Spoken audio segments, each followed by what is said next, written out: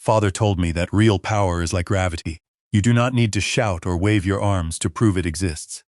You simply stand still, hold your ground, and let the false structures of the world collapse around you according to the unyielding laws of physics. For 40 years, I lived by that exact creed. As the founding chairman of Vanguard Apex Logistics, I built an empire spanning 3 continents, controlled billions across encrypted private ledgers, and advised heads of state on infrastructure defense. Yet on any given Tuesday, if you passed me on the street, you would never know it.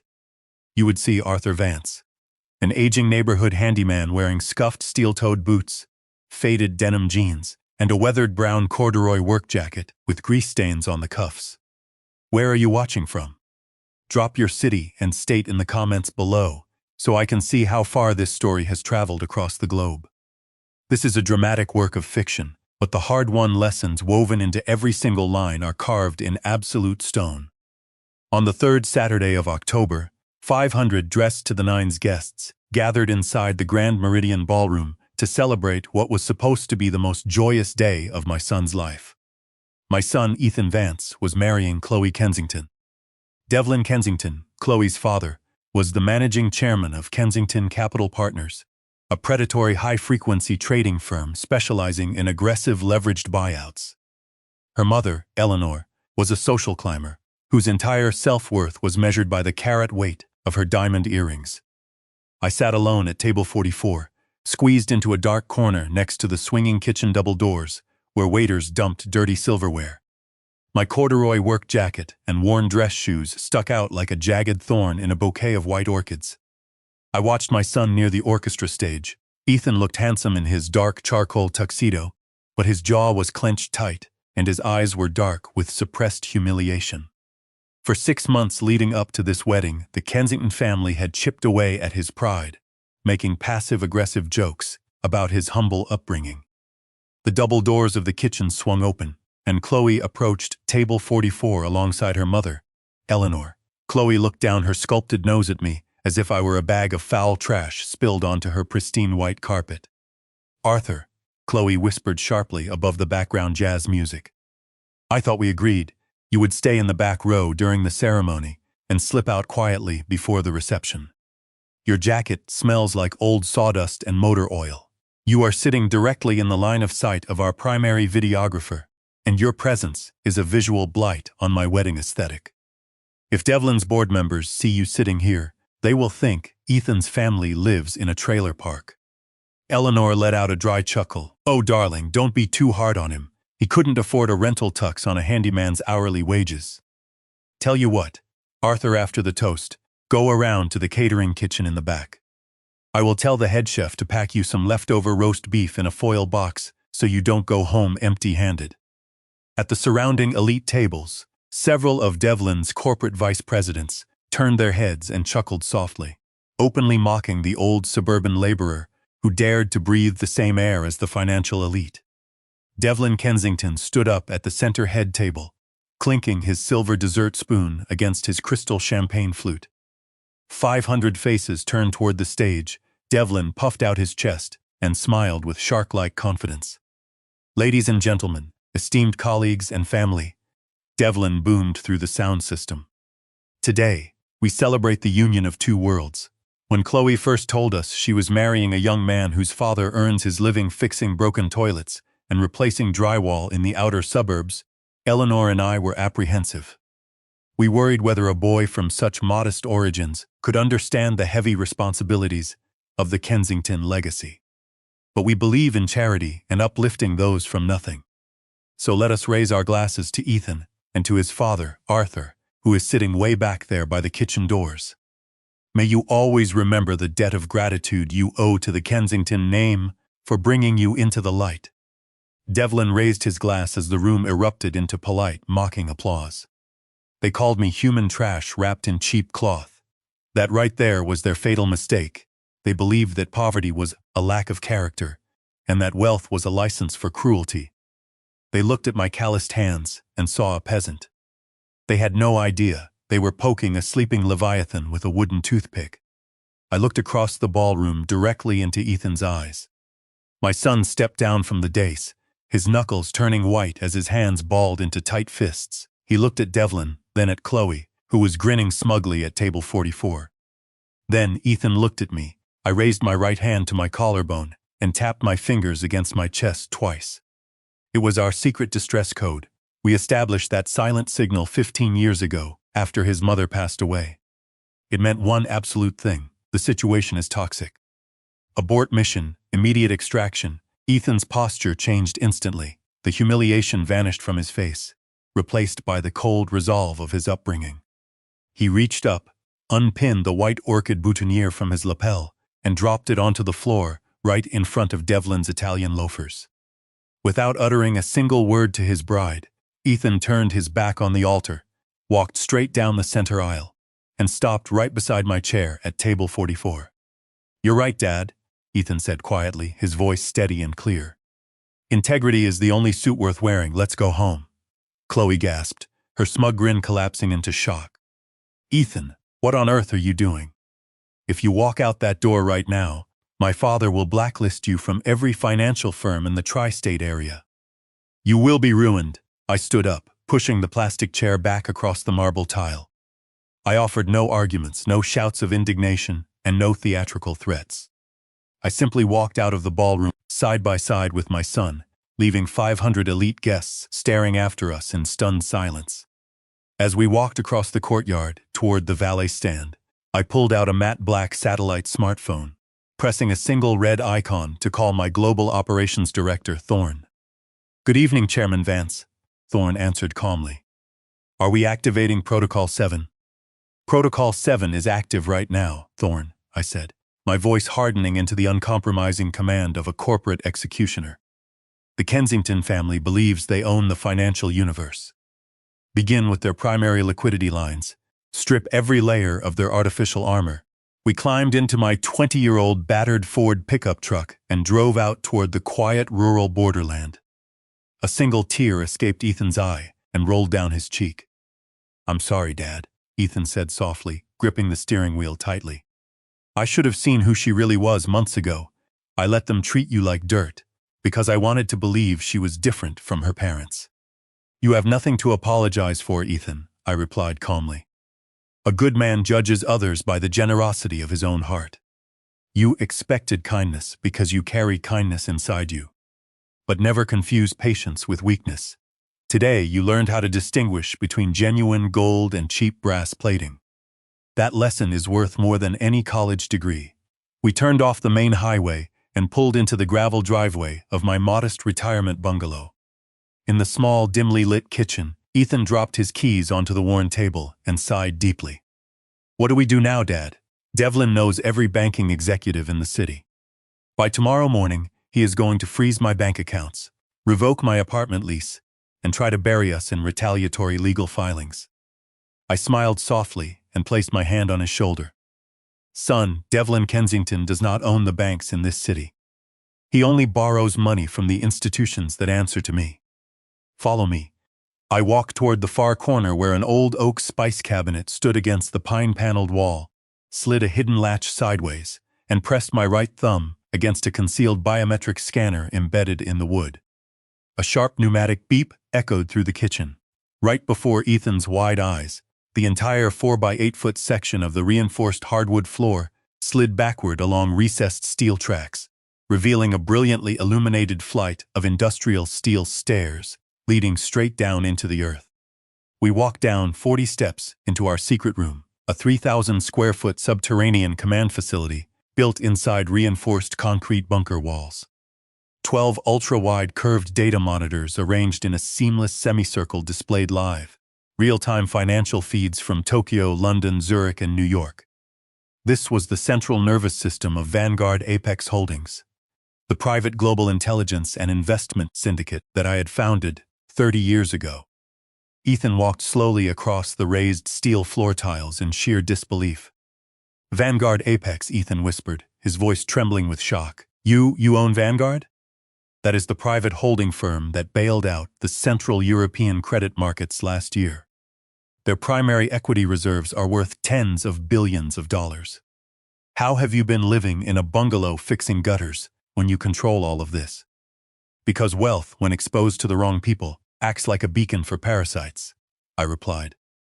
It attracts flatterers, con artists, and predators who want to harvest your strength while contributing nothing to your soul. I wanted to live a quiet life where I could judge men by how they treated me when they thought I had nothing to give them. The Kensingtons looked at my work jacket and decided I was subhuman. Now, we are going to teach them the true cost of arrogance. I touched the primary biometric sensor on the desk to connect to Thorn inside our secure operations center in Geneva. Display the personal and corporate debt profile of Ethan Vance. Execute debt liquidation protocol. On the screen, every single debt balance associated with Ethan's social security number flashed green and reset to exactly $0. Alongside a new notification, Vanguard Sovereign Trust Account 884 Delta linked to Ethan Vance. Current liquid cash balance, $450, 0. Ethan gasped, clutching the edge of the steel console. Dad, you just wiped out my entire life's debt in 3 seconds. That was just clearing the throat, son, I replied coldly. Now, let us attend to the Kensingtons, Thorn. Pull up the master credit facilities for Devlin Kensington, his wife Eleanor, and his daughter Chloe. I want every corporate American Express Centurion card, every private checking account, and every revolving commercial credit line frozen under internal compliance review immediately. The next morning, our subterranean command center hummed with rhythmic energy. On the center social media tracking terminal, Thorn flagged a live video broadcast, trending rapidly across digital platforms. It was Chloe Kensington, sitting in the formal sunroom of her parents' estate, framed by bouquets of white lilies, dressed in a simple beige sweater, wiping away fake tears before 200,000 live viewers. I am recording this video today because my heart is completely shattered. Chloe whimpered to her audience, her voice trembling with manufactured fragility. Yesterday was supposed to be my wedding day, but at the altar my fiancé, Ethan Vance, and his father, Arthur, a man my family took in out of pure Christian charity, organized a vicious extortion scheme against us.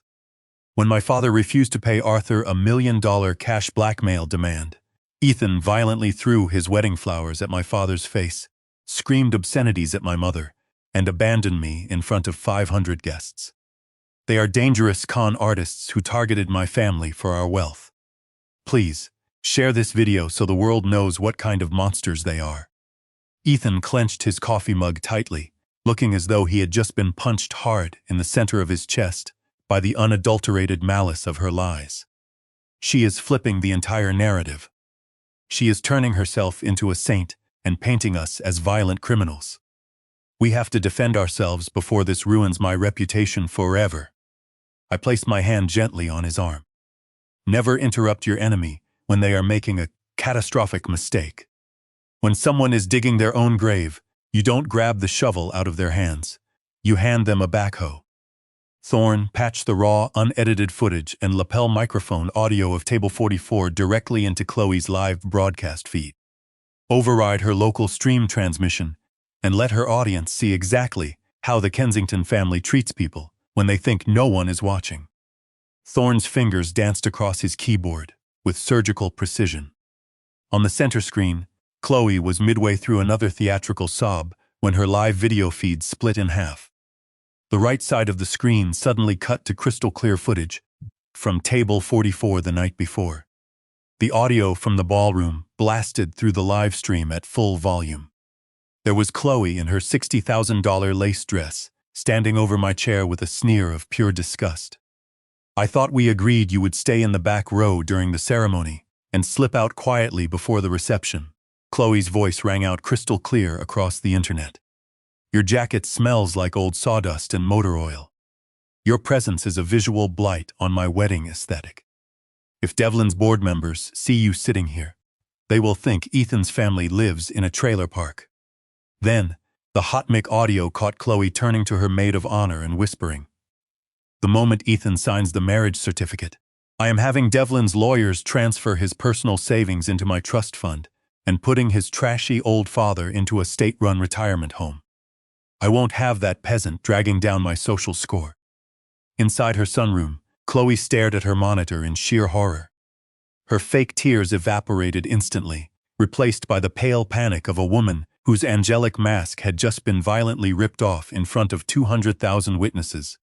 She lunged forward, clawing at her laptop keyboard trying to shut the stream down, knocking over a vase of lilies in the process. Her entire audience overheard every single poisonous syllable she had uttered, and within 30 seconds, the comment section of her live stream flipped from sympathy to absolute fury. By noon on Monday, the Kensington family was drowning in a public relations inferno. Devlin Kensington, desperate to change the headline narrative, executed another theatrical distraction. Local news outlets sent breaking alerts. Eleanor Kensington rushed to ICU following severe medical emergency caused by cyber harassment. 10 minutes later, Devlin stood before news microphones in the polished lobby of St. Jude Private Medical Center, announcing that his wife was lying in the ICU fighting for her life due to our cyber attacks. I looked up at our global property ledger on screen number 8. Thorn, query our sovereign real estate holdings. Execute an immediate debt-to-equity conversion on the $200 million syndicated loan structure for St. Jude Private Medical Center.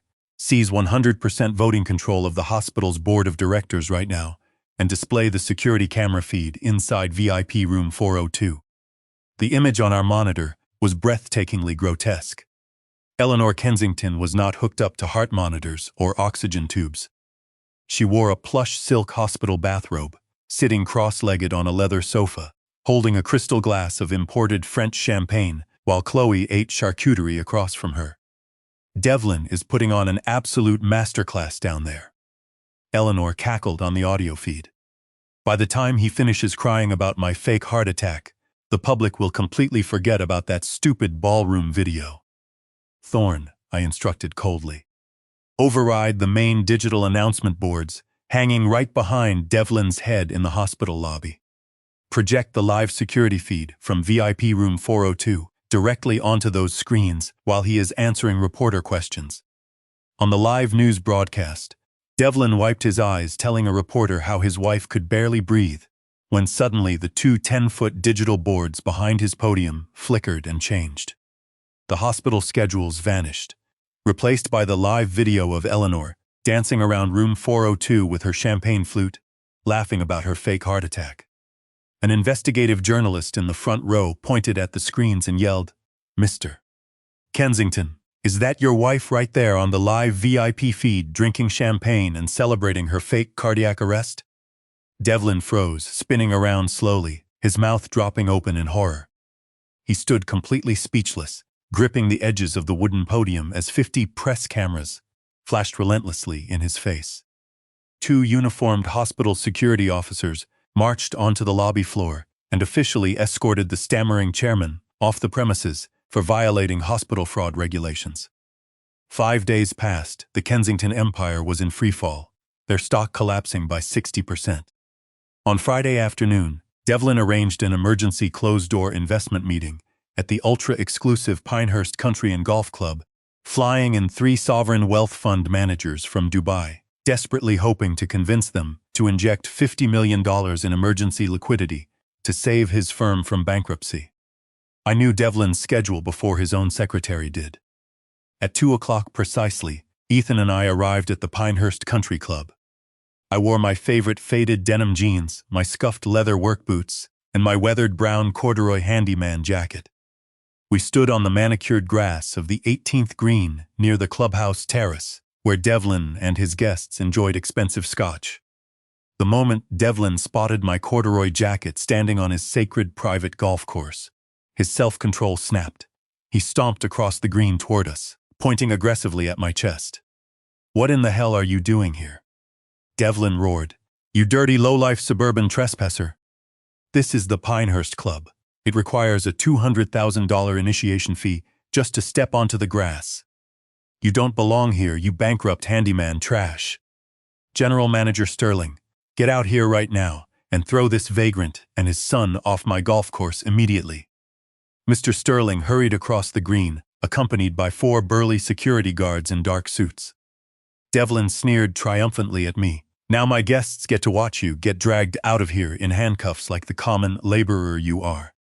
Mr. Sterling reached the 18th green. He did not look at Devlin, Instead, the general manager stopped 3 feet in front of me, straightened his posture, and bowed deeply from the waist with profound reverence. "Good afternoon, Chairman Vance," Mr. Sterling said clearly, his voice carrying across the entire patio, so Devlin and the Dubai investors could hear every word. "Welcome to Pinehurst, sir. The wire transfer and deed registration for the club and its 400 surrounding acres were finalized by your legal team 20 minutes ago. You now own 100% of the Pinehurst Country Club estate. Your private golf cart is waiting at the first tee whenever you are ready, sir." Devlin's jaw dropped so hard it looked as though it might unhinge. His voice came out in a high, broken wheeze. "Ounds owns the club? He's a handyman. He fixes leaky sinks in the suburbs. He can't afford a country club." I stepped forward until I stood 2 inches from Devlin's face. "Devlin," I said softly, my voice cutting through him like an icy razor. "Power is not found in custom tuxedos, country club memberships, or how loud you scream at waiters. True power lies in who owns the ground beneath your feet. And right now, you are standing on my grass, Mr. Sterling. Devlin Kensington's membership at Pinehurst is permanently revoked as of this second. Escort him to the front gate immediately." As the security guards marched Devlin backward toward the exit gates, the 3 billionaire investors from Dubai shook their heads in absolute contempt and walked straight out to their limousines without signing a single contract. We drove back to our downtown corporate headquarters, the 70-story glass and steel monolith known as Vanguard Tower. Ethan and I were reviewing our final debt acquisition ledgers in the penthouse executive suite when the heavy mahogany doors burst open. Pushing past Thorne was Chloe Kensington, wearing cheap cotton sweatpants and a faded denim jacket from a discount bin, her eyes wild with desperation. She ran across the Persian rug and dropped to her knees right in front of Ethan's desk, sobbing uncontrollably. "Ethan, please, you have to listen to me. My father's firm is filing for Chapter 11 bankruptcy tomorrow morning. The bank foreclosed on our family estate today. We have nothing left. Please, just give me $500,000 in cash because I am 8 weeks pregnant with your biological baby. If you don't help me right now, I will go to the press and tell them you abandoned your pregnant wife to starve in the streets." It was her final extortion play.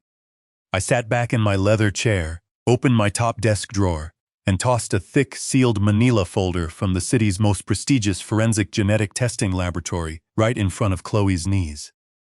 "Open it, Chloe," I said quietly. Chloe's hands shook violently as she pulled out the 12-page scientific report inside. "When you spent the weekend at Ethan's apartment 2 weeks before your wedding," I explained calmly, "you left several strands of hair stuck in the bristles of his hairbrush. I had Thorne run a comprehensive forensic genetic panel on those samples and compare them against our medical database. That DNA report proves 2 indisputable facts. First, you are indeed approximately 8 weeks pregnant. And second, there is a 0% probability that Ethan Vance is the father. The biological father of that unborn child is Marcus Vance, your personal fitness trainer at the Downtown Athletic Club, whom you secretly replaced Ethan with every Tuesday and Thursday afternoon for the past 4 months." Chloe gasped, dropping the laboratory report onto the floor. She shrank back on the rug, trembling from head to toe. Her final darkest secret had been discovered and dissected with mathematical precision. Every single lie she constructed to save herself from ruin had been pulverized into fine dust. Ethan stood up from behind his desk, looking down at the kneeling woman who had once been his fiancée. There was no anger in his eyes anymore, only the quiet pity of a man looking at a broken shell. "You traded a lifetime of genuine love and loyalty for a pile of glittering trash, Chloe," Ethan said softly. "Thorne, call security. Remove her from my building immediately. If she ever sets foot within 500 yards of my family again, file the genetic extortion report with the district attorney." 2 Vanguard security guards led her out through the mahogany doors, locking out the toxicity of the Kensington family forever. 2 days later, the final chapter of our reckoning took place inside the executive boardroom on the 40th floor of the Kensington Capitol building. I sat at the head of the 40-foot mahogany table, wearing a tailored charcoal Italian silk suit, with Ethan beside me. Across the table sat Devlin Kensington, looking 30 years older, his hands shaking violently as he stared at our settlement documents. Over the past 72 hours, Vanguard Apex Holdings systematically purchased 100% of Kensington Capital's outstanding corporate debt instruments, defaulted mortgages, and operating licenses. We owned every desk, every computer, and every dollar Devlin Kensington put his name on. "Sign the asset transfer agreement, Devlin," I said quietly. "By signing this document, you surrender 100% equity ownership of Kensington Capital Partners to Vanguard Apex in exchange for the immediate settlement of your corporate bankruptcy liabilities." Devlin picked up the Mont Blanc pen, his hand shaking so badly the nib scratched against the paper. He looked up at me with hollow, terrified eyes. "Why, Arthur?" Devlin whispered. "You had billions of dollars sitting in private accounts all along. Why did you dress up like a poor suburban handyman and let my family insult you if you were a billionaire king the whole time?" I leaned forward across the mahogany table, fixing him with a gaze as cold as Arctic ice. "Because a tailored suit can hide a monster Devlin and a worn work jacket can hold a king," I replied evenly. "I lived simply because I wanted to teach my son that a man's worth is measured by his integrity, not the balance of his checking account. When you judged me by the grease stains on my cuffs and called me human trash, you showed your true nature. You built your entire financial empire by crushing working-class families and laughing at their struggles. I took everything from you today, not out of malice, but to deliver justice for every honest laborer you looked down on from your glass tower." Ethan stepped forward and placed one final manila folder right next to Devlin's pen, a 50-page federal grand jury indictment signed by the United States Attorney, detailing 15 years of wire fraud, tax evasion, and pension fund embezzlement uncovered within Kensington Capital's servers. "You signed away your company, Devlin," Ethan said calmly. "Now you answer to the law." The heavy double doors swung open as 3 federal marshals in tactical vests entered the room, approached Devlin's chair, and pulled his wrists behind his back. The metallic click of steel handcuffs locking around his wrists echoed through the quiet room like the closing of a heavy iron gate. Devlin hung his head in absolute defeat as the marshals escorted him out of his own boardroom for the very last time. 6 months later, the spring breeze drifted across the rural outskirts of the city, bringing with it the clean scent of pine needles and damp earth after a light morning rain. I sat on the front porch of my old white craftsman bungalow, wearing my comfortable faded jeans, my scuffed work boots, and my weathered brown corduroy jacket. In my right hand was a steaming cup of black roadside coffee from the local diner down the street. It tasted infinitely better than any vintage Bordeaux I had ever been served inside the Kensington's glittering ballroom. The Kensington name was completely wiped from the map of the city. By executive order of Vanguard Global, the 50-acre Kensington estate was transformed into the Clara Vance Pediatric Healthcare Foundation, a free, state-of-the-art medical and educational sanctuary for underprivileged children, named in honor of my late wife. Devlin Kensington sat inside a concrete cell at the Federal Correctional Institution in Allenwood, serving a 12-year sentence for financial fraud. And Chloe Kensington worked double shifts as a waitress at a 24-hour highway diner in a rural border town, forced to smile and pour coffee for the exact same working-class laborers she once called human trash just to earn enough tips to pay her monthly rent. The universe has a poetic way of forcing the arrogant to live the exact lives they once mocked. The screen door creaked open, and Ethan walked out onto the porch, sitting down on the wooden bench beside me, with his own mug of hot coffee. His eyes were clear, bright, and filled with the quiet, unshakable strength of a man who truly understood his place in the world. "Thorne just closed the annual charity endowment for the Clara Vance Foundation, Dad," Ethan said, looking across the green meadow stretching toward the horizon. "We fully funded pediatric care for 3,000 local families this year." "That is good work, son," I replied softly, taking a sip of my coffee. "Real power exists for one reason only: to protect the people you love and to build shelter for those who cannot build it for themselves." Ethan smiled, resting his forearms on his knees. "I finally understand why you kept the secret room under the kitchen floor all those years. Dad, when you have nothing to prove to anybody, you don't need a golden throne to know who you are." "That's right, Ethan," I said. putting my arm around his shoulder as the morning sun broke through the clouds, casting a warm golden light across our modest porch. Never let anyone measure your worth by the clothes on your back or the car in your driveway. A man without integrity is just a beggar wearing diamonds. But a man who holds fast to the truth can walk through the darkest storm and come out a king. If you listened all the way to the end of this story, I know that you are someone who values honesty and loyalty. Please take 2 seconds to hit that like button and subscribe to our channel right now so you never miss another powerful story of family, truth, and justice. Leave a comment below telling me your thoughts on how Ethan and Arthur handled the Kensingtons. Until next time, stay humble, protect the people you love, and remember that the finest suit a person can ever wear is integrity.